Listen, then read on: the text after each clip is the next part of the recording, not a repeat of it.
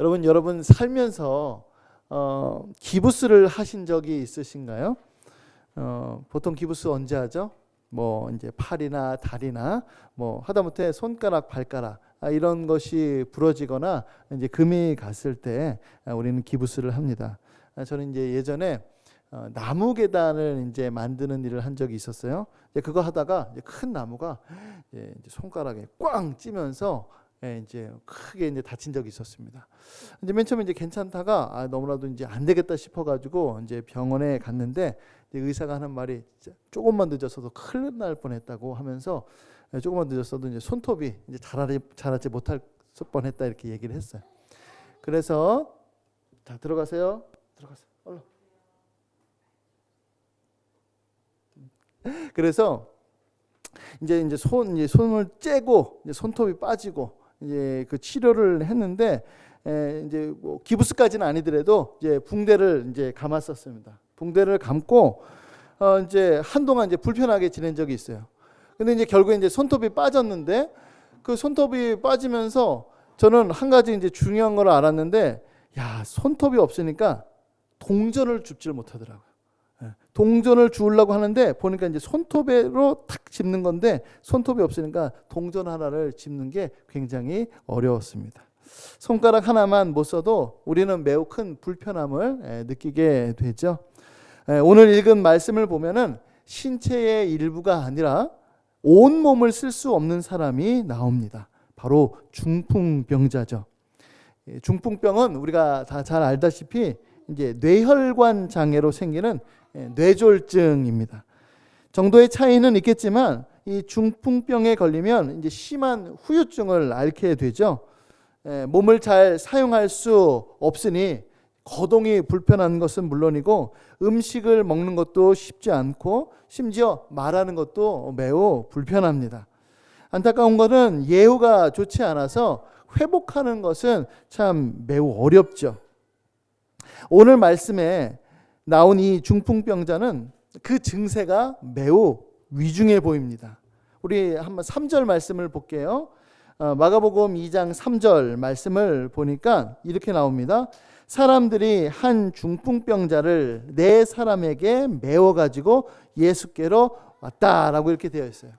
그러니까 혼자서는 거동을 할 수 없을 그런 상태에 놓여 있습니다. 그러니까 다른 사람의 도움이 없으면 삶을 영위해 나갈 수 없을 만큼 매우 위태롭고 안타까운 삶을 살아가고 있었을 것이 분명하지요. 그러던 어느 날 이 중풍병자에게 한 줄기 빛이 찾아왔습니다. 바로 예수님에 대한 소문이 들린 것인데요. 거동할 수가 없으니 이제 아마 주변 사람들을 통해서 그 소문을 들었을 것입니다. 예수님께서 귀신을 내쫓으신 이야기도 들었을 거고 각종 병에서 고침받은 사람들의 그 간증도 들었을 것입니다. 그리고 예수님이 지금 가버나움의 어느 집에 계시다라고 하는 것도 들었을 거예요. 이제 중풍병자는 예수님을 만나러 가기로 결심합니다. 혼자서는 불가능했어요. 그러니 결국 주변 사람들의 도움을 받았고 예수님이 계신 그곳에 지금 도착했습니다. 하지만 안타까운 것은 무엇이냐면 예수님을 만날 수가 없었어요. 왜냐하면 이미 예수님을 만나기 위해서 몰려든 그 수많은 사람들로 인하여서 지금 문이 막혔기 때문이죠. 그러면 예수님께서는 지금 집 안에서 무엇을 하고 계실까요? 우리 2절 말씀 한번 볼까요?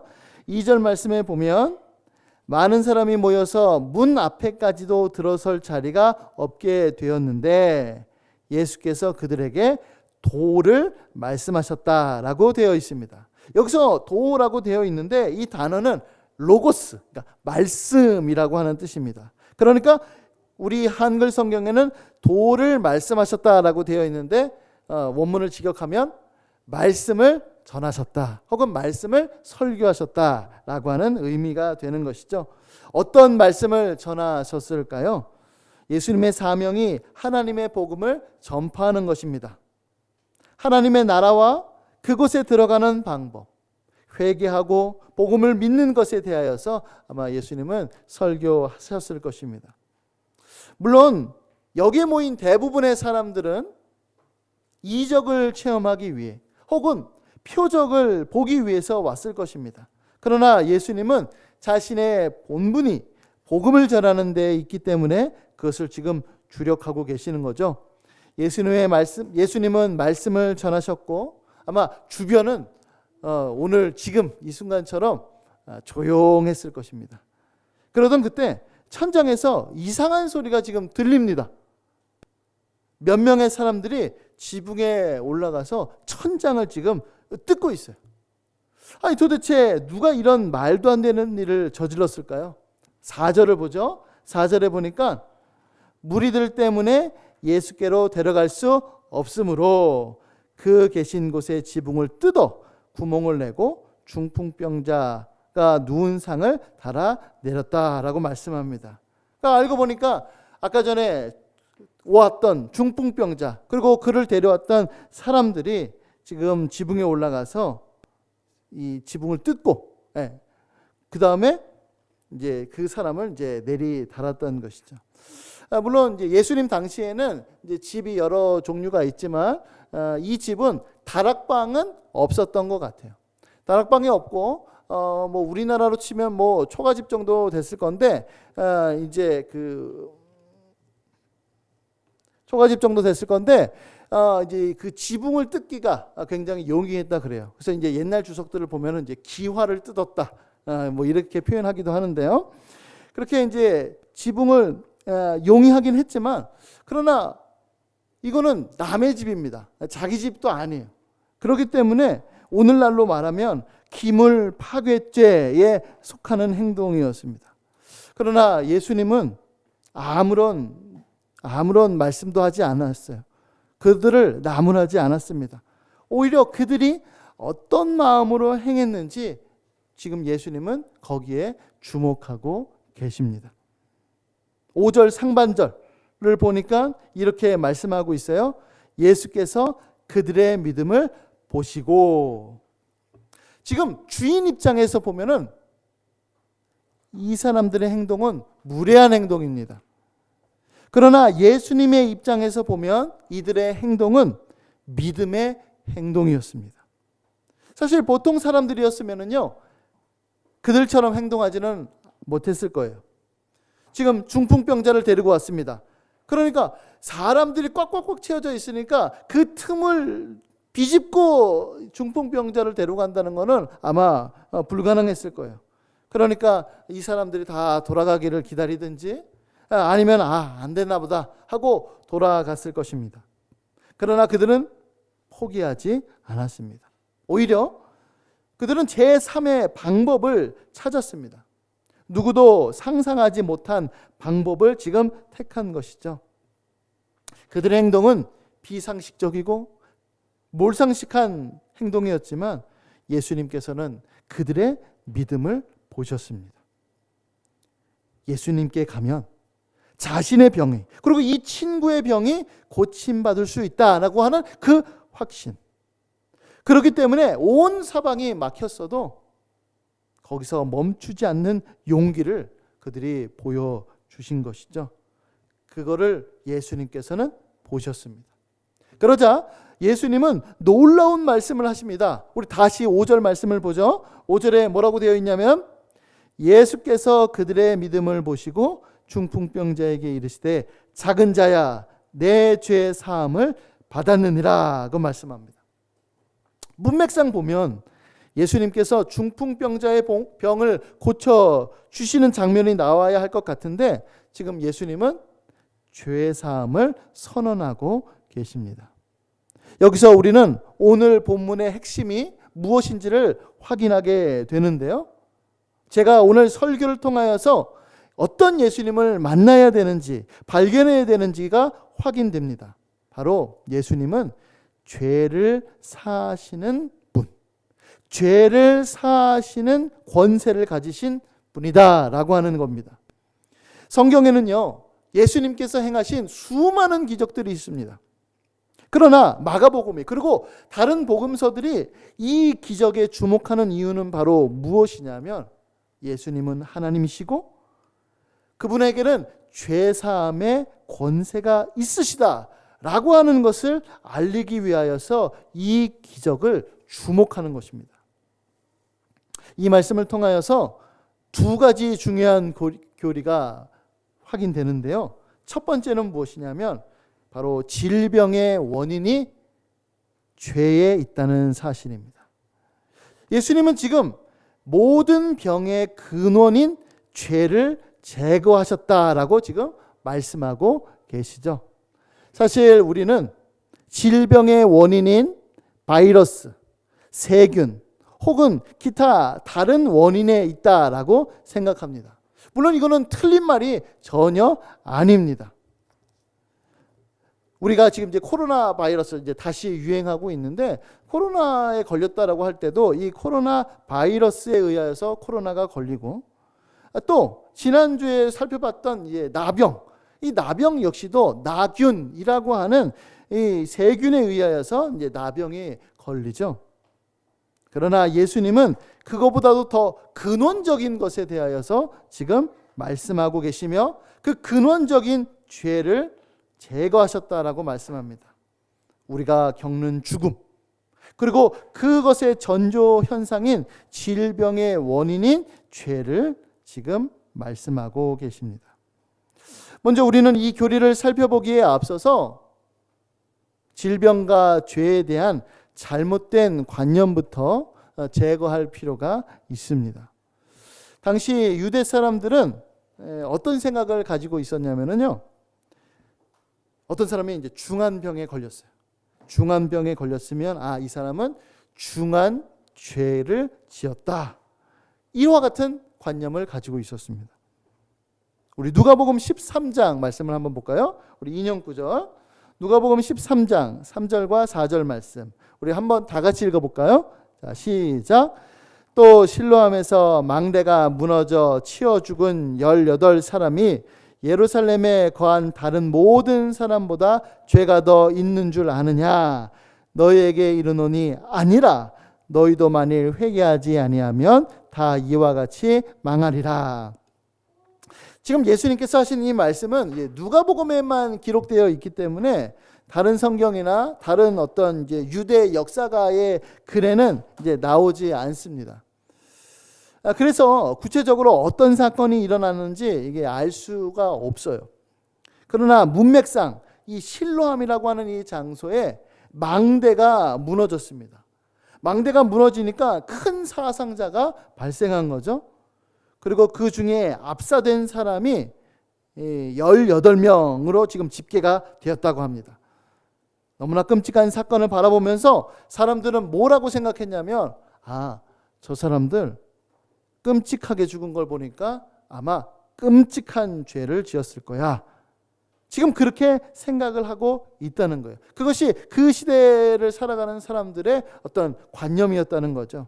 그러나 예수님께서는 뭐라고 하셨냐면 5절에 너희에게 이르노니 아니다. 아니다. 그렇게 생각하는 것은 잘못이다 라고 분명하게 말씀합니다. 이와 같은 관념은 이방인들에게도 나타나는데요. 사도행전 28장 3절부터 4절 말씀을 보면 이렇게 나옵니다. 바울이 나무 한 묶음을 거두어 불에 넣으니 뜨거움으로 말미암아 독사가 나와 그의 손을 물고 있는지라. 원주민들이 이 짐승이 그 손에 매달려 있음을 보고 서로 말하되 진실로 이 사람은 살인한 자로다. 그러니까 사도 바울이 지금 로마로 압송되던 중에 풍랑을 만났습니다. 그래서 배가 침몰했어요. 다행히 이 멜리데라고 하는 섬으로 구조됩니다. 그러던 중에 바울이 독사에게 물리자 그 섬 원주민들이 이 사람 끔찍한 죄를 저질렀어. 살인죄를 저지른 사람이 분명해 라고 생각했습니다. 물론 그것은 사실이 아니었고 오히려 바울은 독사에게 물렸어도 조금도 상하지 않죠. 마찬가지입니다. 중풍병, 아주 큰 질병이죠. 그렇다고 해서 그가 다른 사람들보다 큰 죄인이다 라고 하는 것은 성경적이지 않습니다. 하나님께서는 자신의 섭리 가운데 어떤 큰 죄인에게는 큰 벌을 내리실 때도 있지만 어떤 큰 죄인은 하나님께서 벌을 내리지 않으시는 경우도 있습니다. 또 어떤 경우, 특별히 우리가 잘 알고 있는 욥 같은 경우는 욥은 의인임에도 불구하고 주님께서 큰 병을 내리셔서 고난을 겪게 하시기도 하셨죠. 그러니까 큰 질병에 걸렸다고 해서 큰 재앙을 당했다고 해서 무조건 큰 죄인이다 라고 하는 생각은 잘못된 생각입니다. 오히려 누가복음에서 말씀하신 것은 무엇이냐면 그들의 죽음을 보면서 오히려 내가 회개하지 않으면 우리도 똑같은 일을 당할 것이다 라고 주님께서 말씀하고 계십니다. 자, 그럼에도 불구하고 예수님께서는 죄와 질병에 대하여서 지금 깊은 연관이 있음을 말씀해 주고 계십니다. 우리는 이거에 대해서 한 세 가지로 생각해 볼 필요가 있어요. 첫 번째는 무엇이냐면 근원적인 죄입니다. 그러니까 인류의 이 죄가 들어왔기 때문에 질병과 고통이 나타난 것이죠. 이 점에 있어서는 성경이 분명히 말씀해 주고 있습니다. 두 번째는 무엇이냐면 인과적인 죄인데요. 그러니까 만약에 우리가 죄악된 행동을 하게 되면 자연스럽게 질병에 걸립니다. 자, 예를 들어 볼게요. 예를 들어서 방탕한 생활을 했어요. 게으른 행동을 했어요. 하나님께서 주신 이 몸을 함부로 다뤘습니다. 그러면 그런 삶을 살아가면 자연스럽게 질병에 걸리죠. 마찬가지입니다. 이 인과적인 것은 바로 그런 것을 얘기하는 겁니다. 마지막 세 번째로는 특정한 죄입니다. 특정한 죄로 인하여서 하나님께서 질병으로 심판하시는 경우가 있습니다. 대표적인 예가 우리가 잘 알고 있는 요한복음에 나오는 38년 된 병자죠. 우리 한번 인용 구절을 볼까요? 요한복음 5장 14절입니다.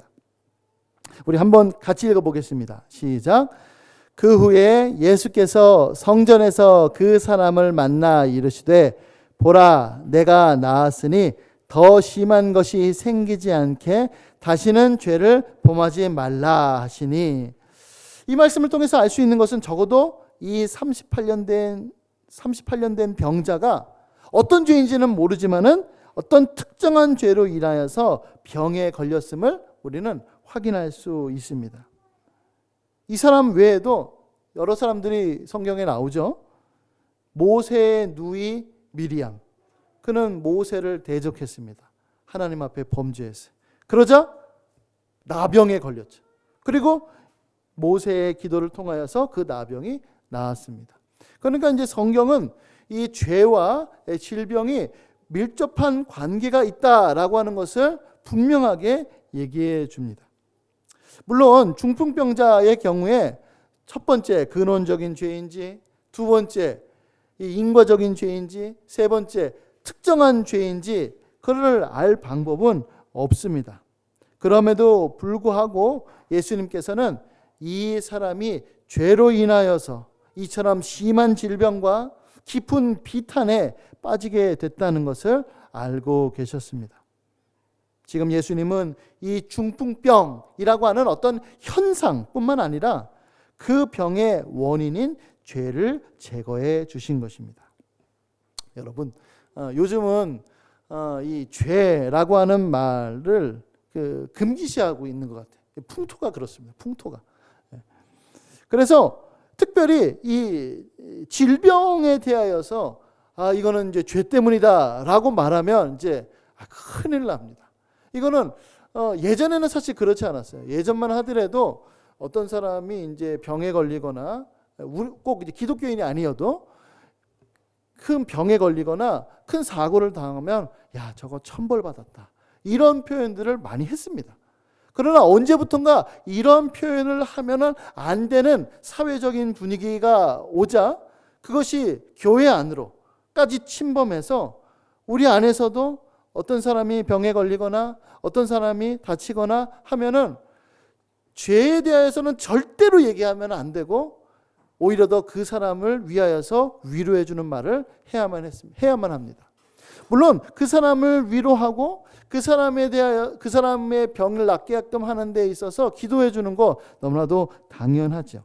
그럼에도 불구하고 성경은 분명히 얘기하고 있습니다. 바로 죄와 질병은 밀접한 관계를 갖고 있다는 사실이죠. 여러분, 질병의 마지막이 무엇입니까? 질병의 마지막. 그것은 곧 그렇죠. 죽음이죠.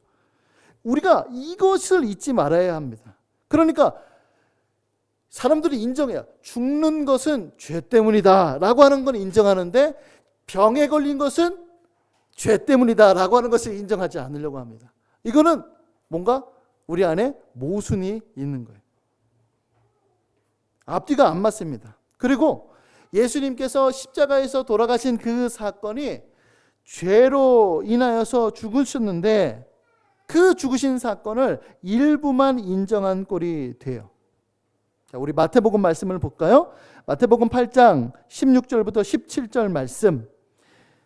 예수께서 말씀으로 귀신들을 쫓아내시고 병든 자들을 다 고치시니 이는 선지자 이사야를 통하여 하신 말씀에, 거기서부터 같이 읽겠습니다. 시작.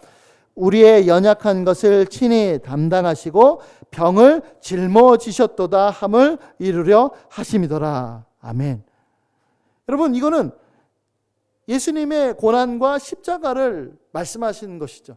그러니까 예수님께서 십자가를 짊어지실 때 우리의 연약한 것과 병을 짊어지셨다라고 하는 것을 얘기해 주고 있습니다.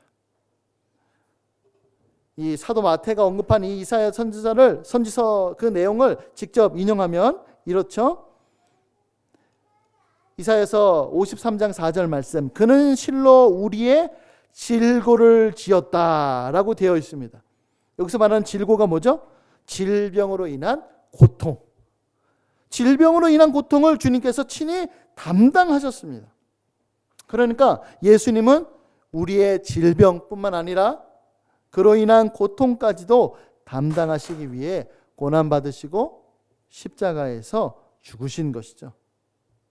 여러분, 그러면 질병에 걸렸을 때 우리는 어떤 반응을 보여야만 할까요? 바로 나의 영혼을 돌아보는 것입니다. 이게 중요합니다. 여러분, 이게 정말로 중요합니다. 다시 말해서 이 질병에 걸렸을 때 그것을 당연히 그 질병에 걸린 것을 치료하고 그를 위로하는 것뿐만 아니라 영적인 유익이 되도록 그것을 활용해야 된다는 것이죠. 나 자신을 돌아보고 내가 왜 이와 같은 질병에 걸렸는지, 혹 내가 특정한 죄를 저지르지는 않았는지, 아니면 내가 죄악된 라이프 스타일을 살지는 않았는지, 혹 이것도 아니라면 딱히 생각나는 것이 없다면 근원적인 죄에 대하여서 생각하면서 욥과 같이 주님의 깊은 주권과 섭리를 묵상해야 할 것입니다. 이에 대하여서 웨스트민스터 예배모범 환자 신방에 대하여에서는 이렇게 나오는데요. 제가 이제 시간 관계상 이 앞부분만 제가 이렇게 그 인용 구절에 넣어놨습니다. 제가 한번 읽어볼게요. 아프고 고통스러운 때는 지친 영혼들에게 말씀을 전하게 하시는 하나님의 특별한 기회다. 왜냐하면 그때 사람의 양심은 영혼에 대한 그들의 영적 상태가 어떠한지를 더 생각해 보도록 일깨우는 때이기 때문이다. 여기서 놀라운 표현이 있죠. 사탄도 역시 이때 더욱 괴롭고 힘든 유혹으로 그들에게 짐을 지우도록 이용한다. 지금 영적 전투가 이 질병 가운데 일어나는 거예요. 그러므로 목사는 부름을 받아 환자의 회복을 위해 가면 모든 부드러움과 사랑으로 환자의 영혼에 영적 유익을 다음과 같이 줄 것이다 라고 하면서 이렇게 얘기합니다. 목사는 현재의 병을 생각해 보고 그에게 성경으로 가르치되, 첫 번째, 질병은 우연히 혹은 육체 이상으로만 오는 것이 아니라 모든 인간 개개인들에게 하나님의 선한 손길에 지혜롭고 질서 있는 인도하심에 의한 것임을 가르쳐야 된다. 두 번째, 또한 그가 질병에 놓인 것이 죄로 인한 것이든 그를 바로잡고 고치려는 것이든, 하나님의 징계라는 뜻이죠. 하나님의 은혜에 의한 실현과 연단을 위한 것이든 다른 특별하고 탁월한 목적을 위한 것이든, 만일 하나님의 징계를 얕보거나 하나님의 바로잡으심을 불쾌해 하는 것이 아니라 하나님의 방문하심의 거룩한 용도로 사용하려고 그가 진정으로 노력한다면 모든 고난들이 그의 유익으로 변하며 합력하여 선을 이룰 것임을 가르친다. 이렇게 되어 있습니다. 여러분, 제가 죄와 질병을 연관시켜야 된다라고 하는 것의 핵심이 바로 여기에 있는 겁니다. 그러니까 저 사람의 병에 걸렸네, 혹은 내가 병에 걸렸네, 죄 때문이야 라고 하면서 마치 죄책감을 느끼게 하거나, 혹은 누군가를 정죄하는 도구로 사용하는 것이 아니라 나의 영적인 유익을 위해서, 이 질병을 허락하신, 이 질병을 주님께서 나에게 걸리게 하셨는데 왜 걸리게 하셨을까? 그러한 영적인 유익을, 나 자신을 돌아보도록 하기 위하여서 우리는 이와 같이 생각해야 된다라고 하는 사실입니다. 그러며 지금 우리가 질병에 걸리고 그 질병을 낫게 하는 그 기간 동안에 나의 죄에 대하여서, 그리고 우리의 죄와 질병까지도 담당하신 예수님을 깊이 묵상하고 그분의 도우심을 구하는 시기, 바로 그 시기가 질병에 걸린 시기를 잘 나아가는 것이죠. 자, 두 번째 교리는 죄 사함을 받기 위해서 믿음이 필요하다라고 하는 사실입니다. 우리 다시 5절 말씀을 볼까요? 자, 우리 마가복음 2장 5절 말씀 다 같이 한번 읽어보겠습니다. 시작.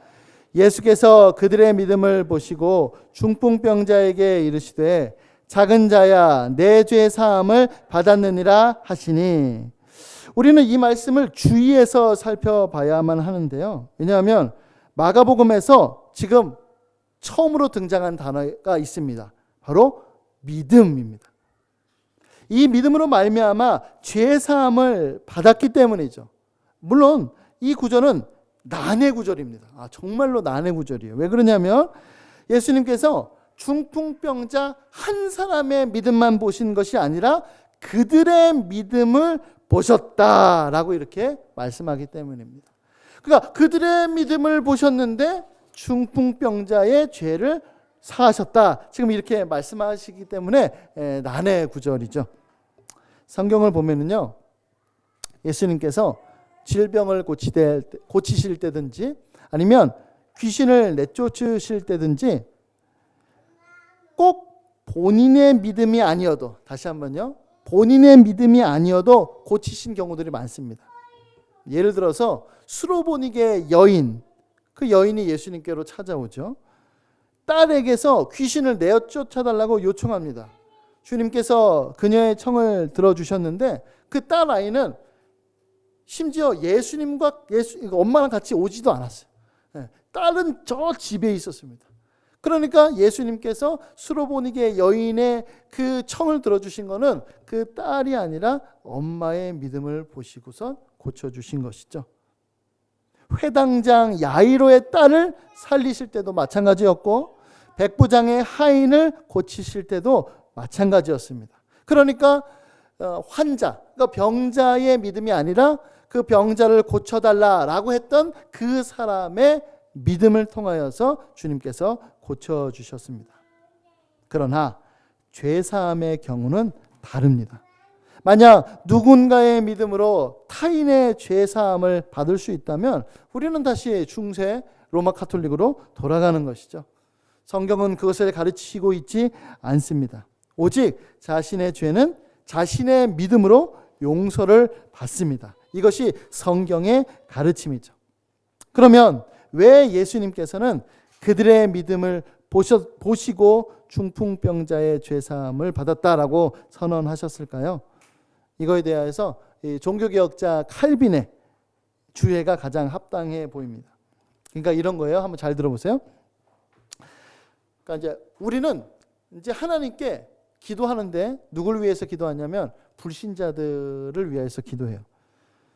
불신자들이 회개하고 예수님 믿을 수 있도록 도와달라고 우리는 그렇게 기도합니다. 그러면 주님께서는 그 기도를 들어주시죠. 그 기도를 통하여서 그 불신자가 회개할 수 있도록 주님께서는 도우십니다. 그러니까 우리의 믿음의 기도가 전혀 쓸모없는 것은 아니고 오히려 그 사람이 회개하고 돌이키는 데에 도움이 되는 것은 사실입니다. 그렇기 때문에 그런 의미로 예수님께서는 그들의 믿음을 보셨다. 혹은 그들의 믿음에 감동되셨다라고 하는 사실입니다. 그럼에도 불구하고 중풍병자에게 믿음이 없었다면 죄를 용서받지는 못했을 것입니다. 그러므로 그들의 믿음이라고 할 때는 당연히 중풍병자의 믿음도 포함되어 있다라고 우리는 생각을 해야 되고, 혹 중풍병자가 속해져 있지 않다 하더라도 그들의 그 믿음으로 감화되셨다 하더라도 중요한 것은 바로 중풍병자의 믿음 때문에 주님께서 그의 죄를 용서해 주셨다라고 말씀해 주고 있는 것이죠. 바로 죄사함의 유일한 방법은 믿음이다. 지금 예수님께서 말씀해 주고 계십니다. 여러분, 우리는 이 믿음이라고 하는 이 도구를 정말로 잘 사용해야 합니다. 믿음으로 예수님께로 나아가고 믿음으로 그분 안에 있는 죄사함의 은총을 경험하고 믿음으로 그분이 주시는 모든 유익을 얻어야만 합니다. 제가 가끔씩 비유를 들죠. 그러니까 상처를 낫게 하려면 연고를 발라야 합니다. 연고가 무슨 성분이 있는지, 그리고 이걸 바르면 어떤 효과가 있는지 그걸 아는 것으로는 아무런 일도 일어나지 않습니다. 이 연고를 발라야지만 낫습니다. 믿음 역시도 마찬가지입니다. 믿음의 역사가 우리들의 삶 가운데 나타나기 위해서는 믿음의 이 도구를 행사해야 합니다. 믿음으로 우리가 변화되고 믿음으로 죄와 싸워 승리할 수가 있게 되는 것이죠. 자, 우리 이제 마지막으로 성경을 한 번 더 살펴볼 텐데요. 예수님께서 이제 죄사함을 선언하십니다. 그곳에 있던 사람들 중에 누군가가 이제 비난을 해요. 주님께서 지금껏 수많은 사람들을 치료하셨습니다. 그런데 반대하는 사람들은 없었어요. 오히려 사람들이 몰려올 만큼 예수님의 인기는 대단했습니다. 그런데 지금 그냥 단순히 기적을 행하실 때만 하더라도 괜찮았는데 죄사함에 대하여서 말씀하시자 지금 막 불만들이 터져나오기 시작합니다. 물론 겉으로 드러내지는 못하고 속으로만 비난을 하고 있어요. 근데 이제 나중에는 이제 그 세력들이 예수님께 직접 말하지는 못하고 제자들한테 가서 이제 불평을 토로하고, 나중에는 예수님께 직접 항의하더니 3장에 가서는 예수님을 죽일 음모를 꾸미기 시작합니다. 지금 바로 그 반대 세력이 어떻게 태동되어 있는지를 지금 확인하게 됩니다. 그러면 그들의 불만은 무엇이었을까요? 우리 마가복음 2장 6절과 7절 말씀입니다. 한번 다 같이 읽어볼까요? 마가복음 2장 6절과 7절. 자, 시작. 어떤 서기관이 거기 앉아서 마음에 생각하기를 이 사람이 어찌 이렇게 말하는가? 신성 모독이로다. 오직 하나님 한 분 외에는 누가 능히 죄를 사하겠느냐? 그러니까 예수님을 비난하는 사람들의 이유는 분명합니다. 신성 모독이라는 거죠. 하나님만 가질 수 있는 그 고유한 특권, 그 특권을 침범했다는 겁니다. 물론 서기관들의 생각이 틀린 것은 아니었어요. 죄를 사하는 권세는 오직 하나님의 특권으로 돌린 것은 정말로 옳았습니다. 그러나 문제는 무엇이냐면 지금 이 사람들의 그 마음 속에는 지금 이제 두 가지를 생각하고 있는 거예요. 뭐냐면 하나는 아니 이 사람이 지금 자기가 마치 하나님인 양 죄사함의 권세가 자기에게 있는 것처럼 여기고 있는데 그러면 이 사람은 하나님인데 내가 이걸 인정해야 되는가? 아니면 그건 말도 안 되는 일이야. 이거는 신성모독이야. 그 죄, 이 참남죄로 그를 다뤄야 되는가? 지금 이제 그 두 갈림길에 지금 서 있는 것입니다. 하지만 예수님은 하나님이시기 때문에 이들의 마음을 아셨습니다. 우리 9절 말씀을 보죠. 9절에 보니까 중풍병자에게 내 죄 사함을 받았느니라 하는 말과 일어나 내 상을 가지고 걸어가라 하는 말 중에서 어느 것이 쉽겠느냐. 지금 서기관들이 속으로 이렇게 생각했다는 거예요. 그러니까 이제 쉽게 말하면 이렇습니다. 이제 뭐냐면 여러분 죄 사함이 쉬운가요? 아니면 중풍병자를 고치는 게 쉬운가요? 당연히 중풍병을 고치는 게 더 어렵습니다. 왜냐하면 이런 논리예요. 자, 내가 내 죄 사함을 받았느니라 이렇게 말하면 사람들이 속으로 이렇게 생각하는 거예요. 그래? 그걸 어떻게 알아? 이 사람이 죄 사함 받았는지 안 받았는지 그거 어떻게 알아? 아니 하나님의 보좌에 가서 하나님 앞에 들었어? 야 그렇게 말하는 건 너무 쉽지 이렇게 말하는 거예요. 근데 반대로 이 중풍병을 낫게 하는 거는 겉으로 보여줘야 되잖아요. 그러니까 너무 어렵다는 거예요. 그러니까 지금 예수님께서 어떤 게 더 쉽겠냐라고 이렇게 얘기하시는 거죠. 그러니까 속으로 이 사람들은 야 너희들이 어떤 게 더 쉬워? 중풍병 고치는 게 더 어렵지? 그러면 어려운 걸 했으면 쉬운 것도 당연히 맞는 말이지. 지금 예수님께서 이렇게 말씀하시는 거예요. 자, 그렇게 하면서 예수님께서 제안을 하시는데 10절 말씀입니다. 우리 다 같이 한번 읽어볼까요? 10절. 자, 시작. 그러나 인자가 땅에서 죄를 사하는 권세가 있는 줄을 너희로 알게 하려 하노라. 그러니까 만약 내가 중풍병자를 고친다면 자신이 말한 것이 사실이다. 곧 자신의 죄를 사하는 권세가 있는 사람이다 라고 하는 것을 증명하게 된다는 것입니다. 이제 예수님께서는 권위 있는 말씀으로 중풍병자에게 말씀하십니다. 11절 내가 내게 이르노라 일어나 내 상을 가지고 집으로 가라 하시니 그가 일어나 곧 상을 가지고 모든 사람 앞에서 나가거늘 예수님의 말씀 한마디에 중풍병자는 즉시 고침을 받았습니다. 모든 사람이 보는 앞에서 자신이 실려온 상을 가지고 걸어 나갔죠. 이로써 주님의 말씀은 옳고 서기관들의 비난이 틀렸음이 증명되었습니다. 여기서 마지막으로 중요한 세 번째 교리가 등장하는데요. 오늘 설교의 핵심이라고 말씀드렸죠. 바로 예수님은 죄를 사하시는 권세가 있는 분이라는 사실입니다. 그러니까 죄를 용서하실 수 있는 하나님이시며 하늘에서와 같이 이 땅에서도 동일한 권세를 가지고 계신 분이다 라고 지금 말씀해 주고 계세요. 그런데 특별히 우리는 어떤 단어에 주목해야 되냐면 바로 인자라고 하는 단어를 주목해야 합니다. 여러분, 인자는 단순히 사람의 아들이라고 하는 의미가 아닙니다. 물론 이제 에스겔 선지자에게 얘기한 것처럼 인자야라고 말할 때는 단순한 사람의 아들을 얘기한 것이죠. 그러나 예수님께서 자기를 지칭하셨을 때는 반드시 그 앞에 정관사를 붙이셨습니다. 그러니까 Son of Man이 아니라 The Son of Man이었던 것이죠. 그리고 이 표현은 구약 성경 다니엘서에 등장하게 되는데요. 다니엘서 7장 13절과 14절은 이렇게 말씀합니다.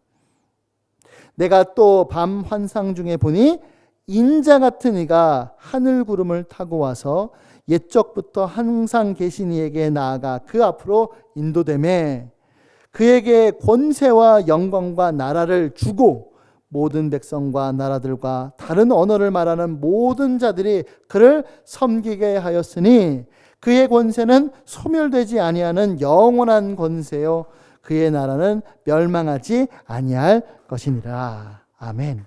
그러니까 이 다니엘의 환상 속에서 봤던 그 인자가 바로 예수님이 자신이 바로 그 인자다라고 이렇게 말씀하시는 거죠. 그리고 환상에서 본 것처럼 그 인자는 하나님의 권세를 모두 다 위임받았습니다. 그래서 모든 백성과 나라를 통치하시죠. 그러니까 인자가 가진 권세는 하나님의 전권이었고 그 전권 안에는 모두 포함되어 있죠. 자기의 백성의 죄를 용서해 주는 그 권세도 포함되어 있는 것입니다. 지금 예수님은 그 권세를 가진 인자가 바로 나다라고 하는 것을 천명하고 계시는 것이죠. 사랑하는 성도 여러분, 우리는 이 사실을 기억할 필요가 있습니다.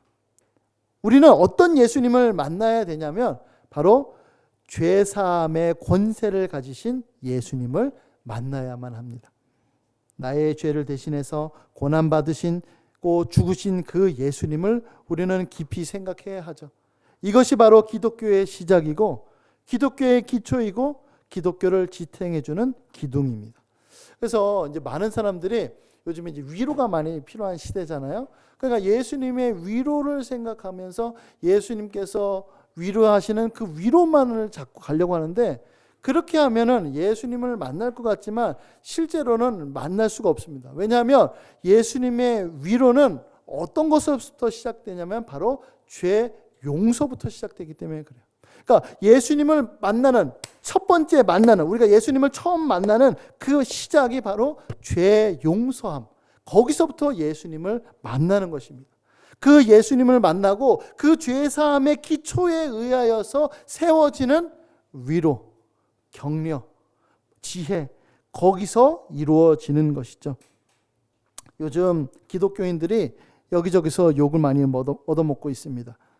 그래서 요즘에 특별히 기독교 실천에 대하여서 어느 때보다도 강조되고 있는데요. 저는 이렇게 얘기하고 싶어요. 뭐냐면 야 이렇게 살아야 돼 라고 하는 것을 강조하면 할수록 더 실천하기 어렵습니다. 왜 그렇게 느끼냐면 우리 안에 실천할 만한 능력이 없기 때문이죠. 반대로 우리는 근원으로 돌아가야 합니다.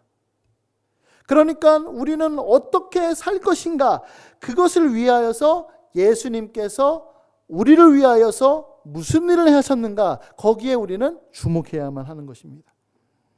우리의 죄를 용서하시고 우리를 위하여 기꺼이 자신의 목숨을 내놓으신 예수님을 만날 때에만 우리는 실천할 수 있습니다. 실천의 근원, 실천의 동기, 실천의 능력이신 예수님 그분의 그 은혜에 우리는 흠뻑 젖어야만 하는 것이죠. 자, 우리 마지막으로 고린도후서 말씀을 읽고 말씀을 마치겠습니다. 고린도후서 5장 17절부터 18절까지의 말씀 우리 한번 다 같이 읽어볼까요? 자, 시작. 그리스도의 사랑이 우리를 강권하시는도다. 우리가 생각하건대 한 사람이 모든 사람을 대신하여 죽었은즉 모든 사람이 죽은 것이라. 그가 모든 사람을 대신하여 죽으심은 살아있는 자들로 하여금 다시는 그들 자신을 위하여 살지 않고 오직 그들을 대신하여 죽었다가 다시 살아나신 이를 위하여 살게 하려 함이라. 아멘. 우리를 이끄는 것은 우리의 죄를 용서해 주시기 위하여 죽으신 예수님의 사랑입니다. 그리스도의 사랑이 우리를 강권 움직이는 겁니다. 예수님을 통하여서 죄사함의 은혜와 사랑을 경험하는 우리 이끄는 교회 성도님들 될 수 있기를 예수님의 이름으로 간절히 축복합니다. 아멘.